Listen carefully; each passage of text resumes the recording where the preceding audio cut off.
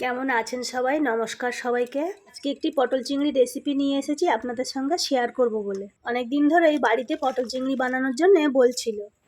আজকে আপনাদের দাদা বাজার থেকে বড় বড় চিংড়ি মাছ পাঠিয়েছে পটল চিংড়ি বানানোর জন্য।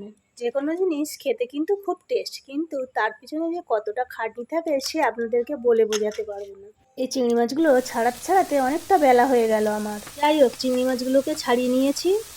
এবার এগুলোকে একটু লবণ ও হলুদ দিয়ে ভেজে নেব। সেমভাবে কেটে রাখা পটলগুলোও ভেজে নেব। তারপর কড়াইয়ে সর্ষের তেল দিয়ে তেজপাতা, পেঁয়াজ ও কাঁচা লঙ্কা দিয়ে এগুলোকে ভেজে নিয়ে আলু দিয়ে দেব।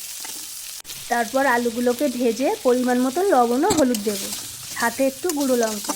তারপর আদা রসুন পেস্ট করে রেখেছিলাম সেটাকেও দিয়ে দেবো।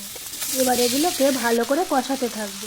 ভালো করে কষিয়ে নিয়ে এতে একটু সর্ষে বাটা দিয়ে দেবো। আমাদের বাড়িতে আলু সব কিছুতেই সবাই পছন্দ করে জানেন, তাই আজকে পটল চিংড়িটা আমি আলুর সাথে বানিয়েছি।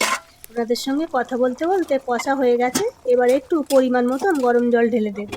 ব্যাস, তরকারি ফুটে উঠেছে। এবারে ভেজে রাখা চিংড়ি মাছগুলো তরকারিতে দিয়ে দেবো। এবার গুঁড়ো মশলা দিয়ে এটাকে নামিয়ে নেব। দেখুন কালারটা কত সুন্দর হয়েছে না? ভালো লাগলে একটা লাইক করে দেবেন।